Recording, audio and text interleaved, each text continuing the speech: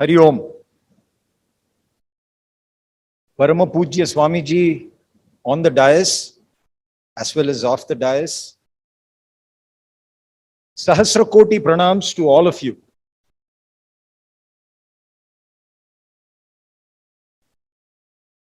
The one dignitary and fellow panelist on the dais, and ladies and gentlemen. To use golfing parlance, I'm on a handicap. I'm the last speaker. I'm reminded of a speech that Sri Rajnarayan had given in 1977. Those of you who are as old as I am will remember this was a speech in Ram Leela Maidan of Delhi. The Janta government had won the election, the Lok Sabha election. It was the first non-Congress election or non-Congress government that was being formed in the center. So start politicians right from Jaiprakash Narayan onwards, Morarji Desai, all of them, leaders. They all stood up and delivered their speeches. At the end, it was Rajnarayan ji's turn. He stood up and he said, "Kya bolu? Sab kuch bol ke chale gaye hain." That in a nutshell sums up the position that I am in as well. Several legal luminaries before me, the best, most erudite, most eloquent jurists, they've covered pretty much the entire gamut of whatever one could talk about when it comes to temple autonomy and role of government in Hindu religious institutions. Nevertheless, I'll talk about 5 key points. Enough speakers before me have spoken about secularism, non-secularism. I fail to understand how in any institution you can segregate a secular activity and a non-secular activity. Let me take the example of Infosys. Suppose, God forbid, Infosys were to be taken over because of mismanagement, gross mismanagement by government. Suppose it were to be taken over. Can you segregate the software development function from the non-software development function? In my humble, honest opinion, you can't. Everything that goes on in a temple, every activity is religious in nature. There is nothing that is secular about it, period. Number 2, secularism is something we all know about it. There are 2 instances in the Constitution. It's only twice that it appears in the Constitution. But then secularism drives our entire political discourse. I don't know how many of you, everybody knows what secularism means, but I'm not sure how many of you know the history behind secularism. I'm sure the legal luminaries would. Firstly, it's a European concept, and if I may be permitted to say so, it's a Christian concept. Why is it Christian? Because the fundamental doctrine of Christianity is that humans are born in sin, and Lord Jesus was born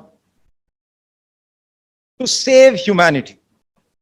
So, non-Christians, only baptized Christians will go to heaven. Non-baptized, non-Christians are bound to go to hell on Judgment Day. That's what their faith is all about. Effectively, if you were to think about it, Christianity believes in an afterlife. A life on this planet and an afterlife somewhere in heaven or hell. Essentially, there are 2 worlds in Christianity, physical and the spiritual. Whereas in Sanatana Dharma, we believe in rebirth. Fundamental difference between the two faiths. So the monarchs who believed in Europe that they had a divine right to rule people, they tried to rule church as well. Why? Churches were within their territory, within their jurisdiction. Now, this didn't go well with the popes, the papacy. The papacy believed that the pope, being the vicar, the agent of Jesus, the Lord, had a right to rule everyone in this world and beyond. So there was a clash between the pope and the rulers, the feudal lords. It reached a point wherein the rulers of Europe got together, they waged a battle, a war against the Vatican. Pope Boniface VIII, he was vanquished and imprisoned. The man committed suicide by banging his head against the wall. And finally, when they took the body for performing the last rites, they found he had chewed into his arm out of hunger. So much of violence, so much of bloodshed. Later on in the 16th century, that is how this whole doctrine of two-world theory was something that Martin Luther came up with, and it gained momentum. And the whole idea behind this two-kingdom theory was there is a kingdom here, the physical realm, and there is a kingdom up there, somewhere up there, in the spiritual realm. And that was how this whole concept of separation of state and religion took root. And then it gained momentum. John Locke, Voltaire, several thinkers endorsed the thought. And finally, a gentleman called Holyoake coined the term secular. Essentially, all of secularism is about segregating state from religion, segregating government, separating government from religion. And what do we have out here? There is selective involvement of government in religion. It is contrary to the very foundational, the very fundamental principle of secularism. That's point number one. Point number two, out of curiosity, with my limited knowledge of Sanatana Dharma, I really wanted to understand what Hindu thought is all about, Sanatana Dharma is all about. Did my own little research. On one hand, I came up with this list of spiritual and philosophical ideologies. And on the other hand, I came up with these religious practices. I listed the first one, the former, is essentially darshanas, and the latter, in my own parlance, I call them sampradayas.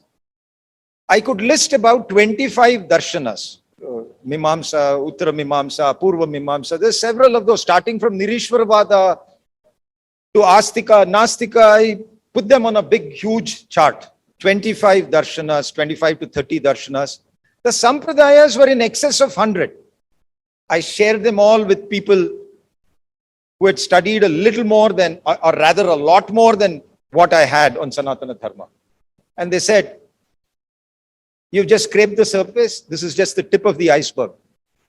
And not only that, they said, if you really need to understand, you cannot put it in a chart, in a tree structure kind of a thing, because it's all networked. And that's when I felt, we just loosely use the term Hinduism, Hindu way of life, all that, which is very nice. Nothing against it. But then if at all we are considering coming up with a legislation, it is paramount that we really make sure that we define Sanatana Dharma comprehensively. Because tomorrow, if you were to say a Hindu is somebody who believes in the Veda, somebody may say, I don't believe in the Veda. And then would you call him a non-Hindu and then say he is another religion, a minority religion? So that is one of the challenges that we have, really making sure that whatever legislation here, obviously we are thinking of doing away with legislation, state as well as union center. But assuming there is one single legislation in the center, this is something that we need to really think about. The third point is this term denomination. Again, a Christian term. Interestingly, Apte's dictionary, Sanskrit to English dictionary of 1891, that was the first edition, does not talk about denomination being a connotation of sampradaya. This was introduced in a later dictionary by Mornier Williams in his Sanskrit to English dictionary. Now, the funny thing about this, if you look into it, is here is a Sanatana dharmic concept. Now, some European came up with a term that he could think of, which was closest in his view to what sampradaya meant. And that became the gold standard. And that gold standard has been incorporated in the constitution. So today it is like trying to fit a round peg in a square hole. We are force-fitting denomination whenever we talk of Hindu rights. I think it is high time we do away with this term called denomination, or at least make an effort to define unambiguously what denomination means, specifically keeping Sanatana Dharma in mind. In fact, if you were to understand the real meaning of Sampradaya, at least in my opinion, and then compare it with denomination, the two are as different as chalk and cheese. There's no comparison, but still, this has been forced down our throats. Denomination means Sampradaya. The fourth point that I want to talk about is in Sanatana Dharma, in a temple, in a Devalaya, it's an alaya, it's a palace where the deity has been consecrated. Now the deity, once Prana Pratishtapana has been done as per an Agama Shastra, the deity is alive, living. And that is the reason why devotees go there to do darshan. Within the Garbhagruha, deity rights are paramount. Why? Because the belief, the faith that I have is that it's a palace. I am visiting my Lord in the temple. Interestingly, and the reason why this is so vital is because I know of a temple in Nepal, a Krishna temple, that has been consecrated using Shaktagama. You would generally assume, because it's a Krishna temple, you would assume it's some Vaishnava Agama. But no, that is the innate diversity that exists within Sanatana Dharma and Devalayas. So, if you were to look at Sampradayas and deity rights, there is a clear demarcation. Within the Garbhagruha, there is a Sampradayic right of the deity itself and the way the deity has been consecrated, the agamas that have been used, etc. And those rights necessarily need to be protected.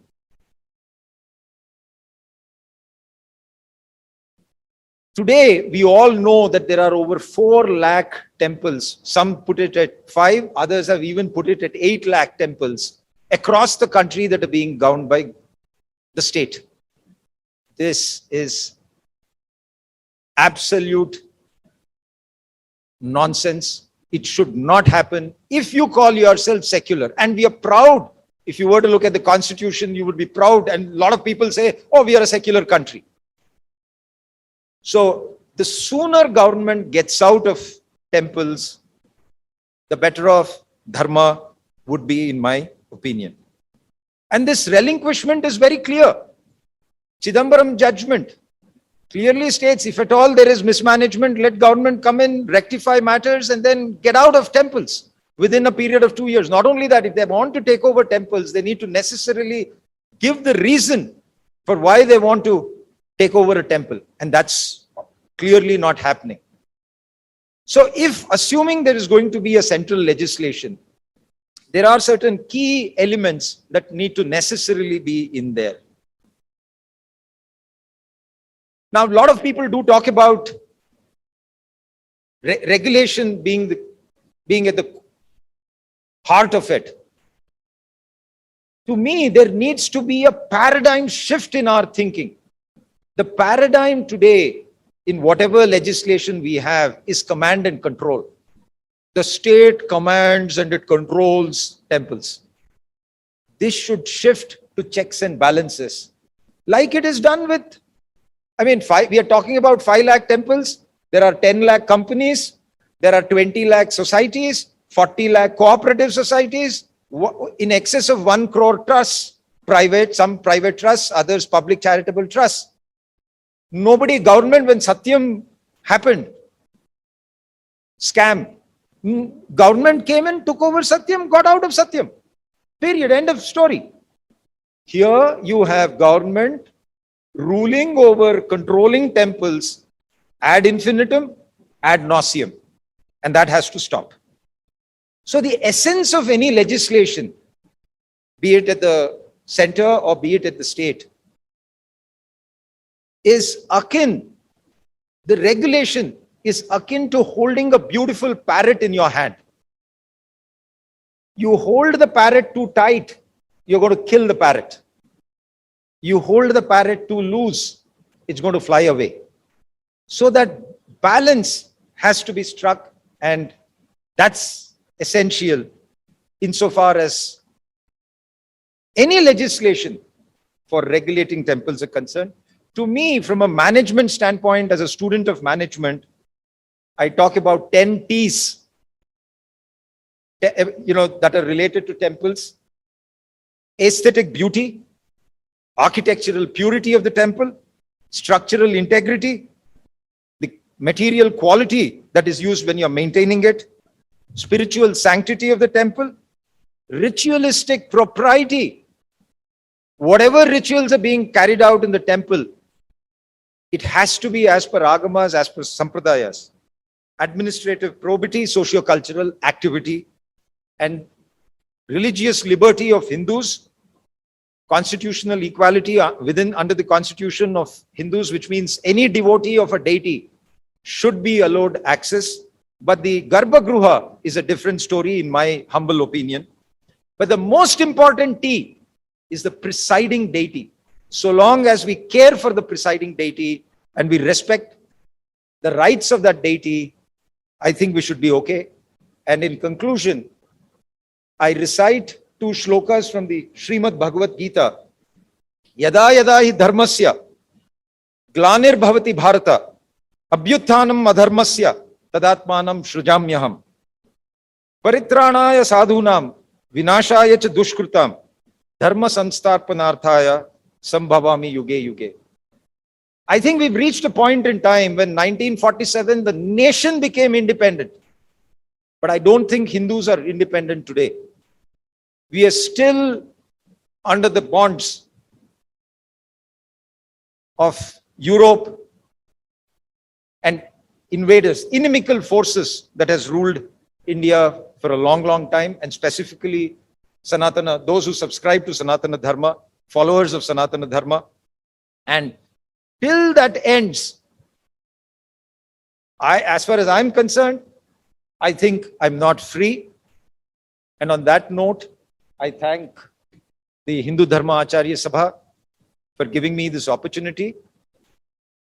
Jai Shri Ram, Vande Mataram. Thank you.